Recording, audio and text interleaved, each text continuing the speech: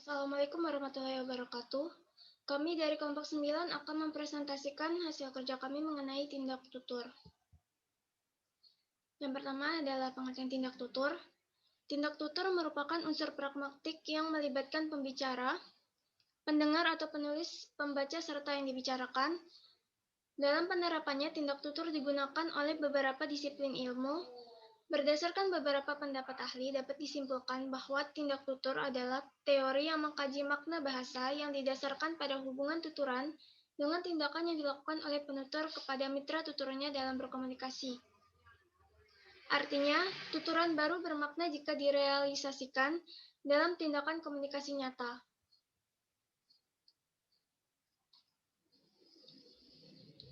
Selanjutnya ada fungsi tindak tutur. Menurut Siharle, berdasarkan fungsi tindak tutur dapat dibagi menjadi 5, yakni yang pertama adalah asertif, yakni penyampaikan sesuatu yang berkaitan dengan kebenaran proposisi atau pernyataan yang diungkap, misalnya menyatakan menerima atau menolak, mengusulkan, membual, mengeluh, mengajukan pendapat, dan melaporkan. Lalu ada komisif, bertujuan untuk menyampaikan sesuatu yang terikat pada suatu tindakan di masa depan, misalnya menjanjikan, menawarkan.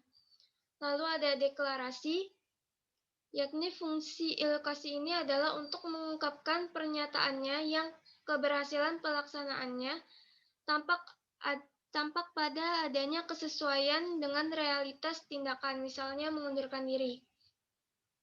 Selanjutnya ada direktif, yakni bertujuan untuk meminta lawan tutur melakukan sesuatu untuk menghasilkan suatu efek terhadap tindakan yang dilakukan oleh penutur, misalnya memesan, memerintah, memohon, menuntut, memberi nasihat. Dan yang terakhir adalah ekspresif. Fungsi ilokusi ini adalah mengungkapkan atau mengutarakan sikap psikologis penutur terhadap keadaan yang tersirat dalam ilokusi, misalnya mengucapkan terima kasih, mengucapkan selamat.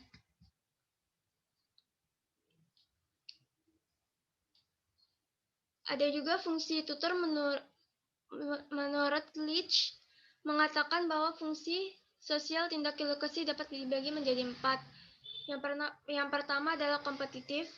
Tujuan ilokusi yang bersaing dengan tujuan sosial, misalnya memerintah, meminta, menuntut, mengemis, dan menolak.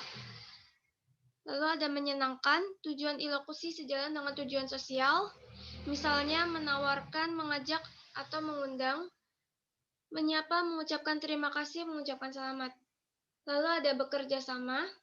Tujuan ilokusi ini tidak menghiraukan tujuan sosial, misalnya menyatakan atau menerima, melapor, mengumumkan, dan mengajarkan. Dan yang terakhir ada bertentangan. Tujuan ilokusi ini bertentangan dengan tujuan sosial, misalnya mengancam, menuduh, menyumpahi, memarahi, dan mengecam. Selanjutnya adalah bentuk tindak tutur. Yang pertama, tindak tutur lokusi. Tindak tutur untuk menyatakan sesuatu sebagaimana adanya atau tindakan untuk mengatakan sesuatu. Seseorang yang membutuhkan informasi dan kebetulan tuturan informasi itu mereka dengar, berarti informasi itu secara otomatis telah didapatkan dari tuturan orang lain. Yang kedua ada tindak tutur ilokusi.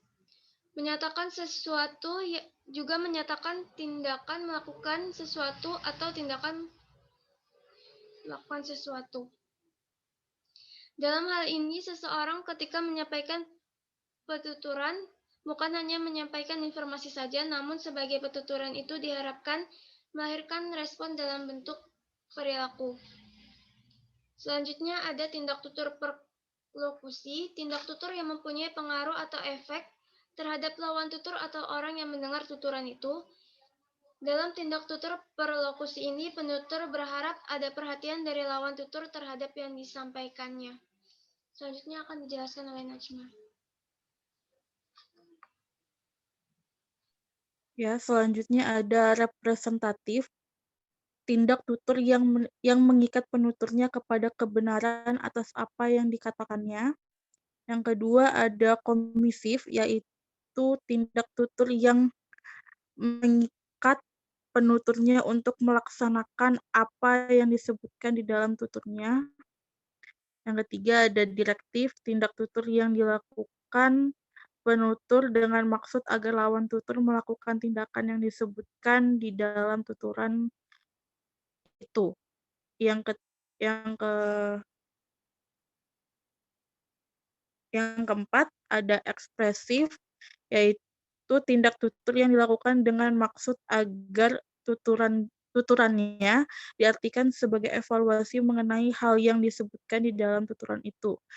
Yang kelima, deklarasi, yaitu tindak tutur yang dilakukan si penutur dengan maksud untuk menciptakan hal, yaitu status, keadaan, dan sebagainya yang baru. Strategi penyampaian tindak tutur. Strategi tindak tutur adalah cara-cara yang digunakan partisipan tutur dalam mengekspresikan tindak atau fungsi tindak tutur menggunakan tuturan tertentu. Para ahli umumnya membedakan strategi penyampaian tindak tutur atas dua jenis, yaitu strategi langsung dan tidak langsung. Strategi langsung yaitu strategi penyampaian tindak tutur menggunakan tuturan yang bentuknya mempunyai makna sama atau mirip dengan maksud penuturannya. Strategi tidak langsung adalah strategi penyampaian tindak tutur menggunakan tuturan yang bentuknya mempunyai makna yang tidak sama dengan maksud penuturnya. Terima kasih, sekian.